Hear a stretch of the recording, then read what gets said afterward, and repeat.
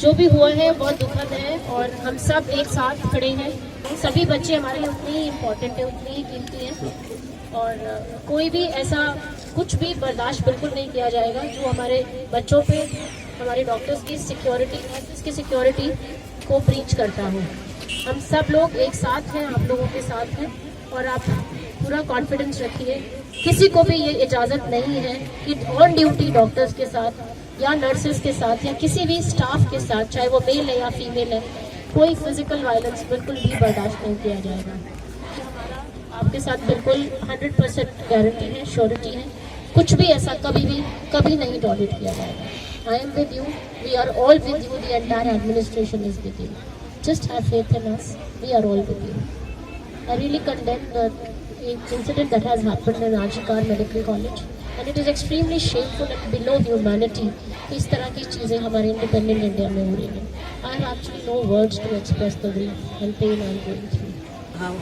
We the medical fraternity, we condemn the brutal happenings at Arjikar Medical College, Kolkata, and we stand by our fraternity क्योंकि ये बहुत ही दर्दनाक incident हुआ है वहाँ पे, जो कल हमारे साथ भी हो सकता है।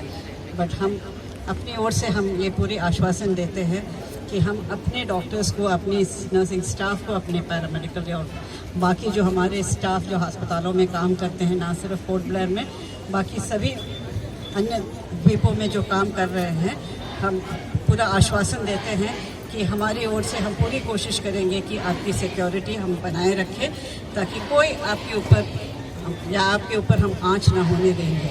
तो इसमें हमने ये भी, हम पब्लिक से भी ये डिमांड करते हैं कि इतना तो रिस्पेक्ट हमारे डॉक्टर्स और हमारे मेडिकल फ्रेटर्निटी को दे ही सकते हैं, जो दिन रात बहुत ही मुश्किल एनवायरनमेंट में या सर्कमस्टांसेस में आपकी सेवा कर रहे हैं। तो आज सिर्फ हम मेडिकल फ्रेटर्निटी ही नहीं बल्कि मुझे लगता है कि पूरे अंडमान इसके अगेंस्ट में हमें आवाज़ उठाना चाहिए कि हम अपने अस्पतालों में अपने डॉक्टर्स को, अपने मेडिकल स्टाफ को हम सुरक्षित रखें। ये सिर्फ हम दोनों डायरेक्टर्स के दायित्व नहीं है, ये हमारे यहाँ की जो पब्लिक है जिसकी सेवा हम कर रहे हैं, इतना तो हम ज़रूर आप लोग से एक्सपेक्ट कर सकते हैं। तो हम सब मिल के अपने वर्क प्लेस को, अपने अस्पतालों को सेफ रखें।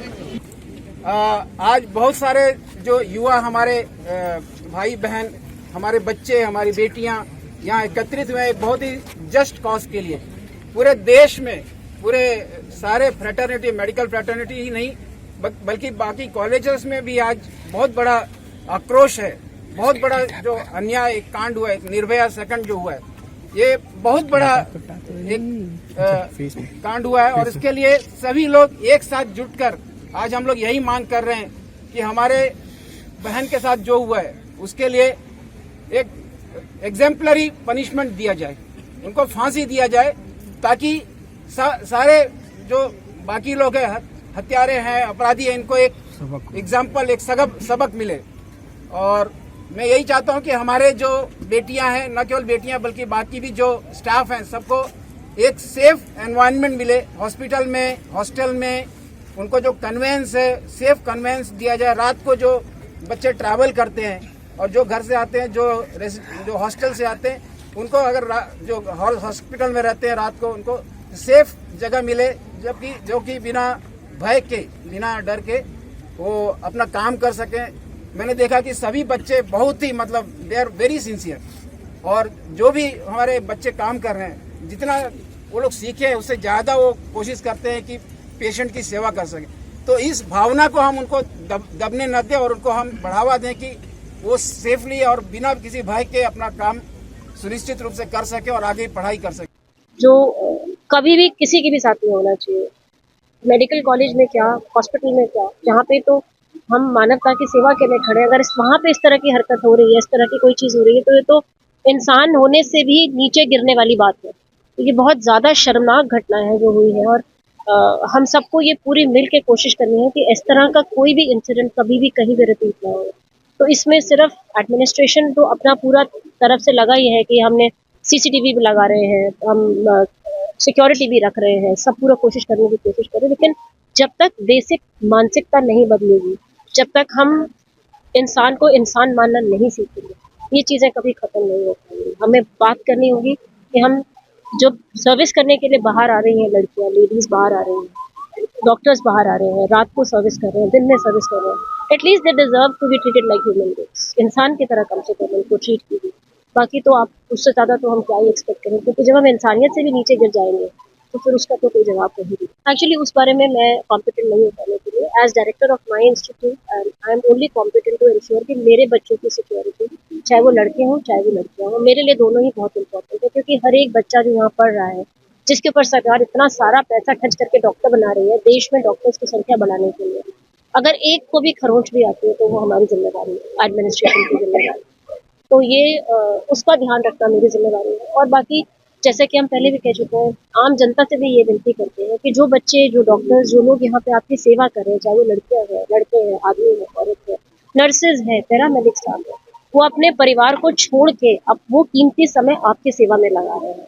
तो प्लीज़ उसकी कदर करें और उनके साथ कोई भी इस तरह का बर्ताव ना करें जिससे कि प्रोफेशन को छोड़िए इंसानियत ही शर्मिंदा हो। बस आप लोगों से यही करेंगे। ना सिर्फ पोर्ट ब्लेयर के अंदर, जैसे मैंने पहले भी बताया कि बट कैम्बल बे से लेकर डिगलीपुर तक हमारे डॉक्टर्स और हमारे अन्य स्टाफ काम कर रहे हैं। कोई पीएचसी और सब सेंटर्स तो बहुत ही रिमोट एरिया में हैं, जहाँ पे उनका सिक्योरिटी बनाए रखना, उनका सेफ्टी बनाए रखना हमारा दायित्व बन जाता है। तो हम यही कोशिश करते हैं कि प्रशासन की ओर से कि हमारे जितने भी डॉक्टर्स, हमारे जो स्टूडेंट्स हैं, हमारे नर्सिंग पर्सनल है और अन्य जो हमारे पैरामेडिक स्टाफ है, वो दिन रात काम करते हैं, मेहनत करते हैं। बहुत कम जगहों पे लोग नाइट ड्यूटी करते हैं, और हमारे स्टाफ बच्चों को छोड़ के, छोटे बच्चों को छोड़ के, अपने परिवार को छोड़ के करते हैं। आप लोग देखे भी होंगे कि कोविड के समय हमने कितना हमारे स्टाफ ने मेहनत किया है। जब सभी घर पे बैठे थे कोविड की वजह से, तो हमारे स्टाफ और हमारे लोग ही फ्रंटलाइन वर्कर्स थे जो कोविड के साथ लड़ाई की, आप लोगों की सेवा की है।